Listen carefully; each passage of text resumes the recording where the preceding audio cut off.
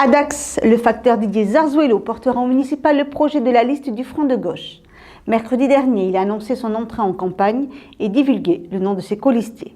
Nous étions conviés à cette conférence de presse qui se tenait à la maison de quartier de la Torte. Le quartier de la Torte n'a pas été choisi au hasard. Quartier ouvrier, le lieu est symbolique pour Didier Zarzuelo, qui estime être à la tête de la seule liste de gauche. Ça, c'est un constat qu'on fait dans la mesure où la politique est menée par François Hollande et notamment par le Parti Socialiste, une politique d'austérité qui est très dure, qui est sévère, et dans la ligne droite de la politique menée par Nicolas Sarkozy. On voit bien que la politique qui est menée est une politique de droite, donc le Parti Socialiste est devenu un parti de droite comme les autres et la seule alternative ou la seule force de gauche aujourd'hui, la seule constituante, c'est le Front de gauche, c'est ce que nous portons. Avec une moyenne d'âge de 45 ans, l'équipe menée par Didier Zarzuelo regroupe des membres du Front de gauche, du Parti de gauche, ainsi que des personnes engagées dans la vie syndicale ou associative, et se veut représentative de tous les quartiers de Dax et de ses habitants. Aujourd'hui, on a une liste qui est homogène au niveau des catégories socio-professionnelles. Moi, je suis facteur. Vous retrouvez des psychologues, vous retrouvez des privés d'emploi, des chômeurs, vous trouvez des enseignants, bien évidemment, vous retrouvez des ouvriers en nombre. Donc aujourd'hui, elle se veut le reflet de la population dacquoise, une population qui souffre.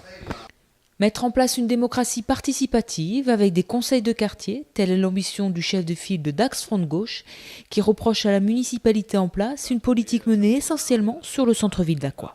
Ça fait un an qu'on est sur le terrain et ça c'est une remontée de la population. C'est vrai que la politique qui a été menée aujourd'hui, c'est une politique de cœur de ville avec la réfection de la fontaine chaude et avec l'embellissement du centre-ville, mais après les laissés pour compte sont toujours les mêmes. C'est tous les quartiers de Dax et notamment la voirie. On a une voirie catastrophique dans les quartiers et un état de délabrement sans précédent.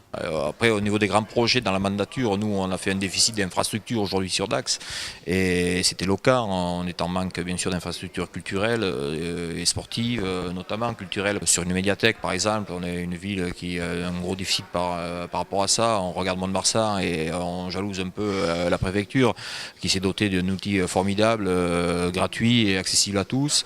Au niveau des infrastructures sportives, bien sûr, on est une première ville thermale de France, une ville d'eau à 30 minutes de la plage. On n'est pas en capacité d'apprendre à nager à nos enfants dans la mesure où on n'a pas les infrastructures type, c'est-à-dire une piscine qui répond bien sûr aux besoins d'une population d'agglomération comme le Grand Dax.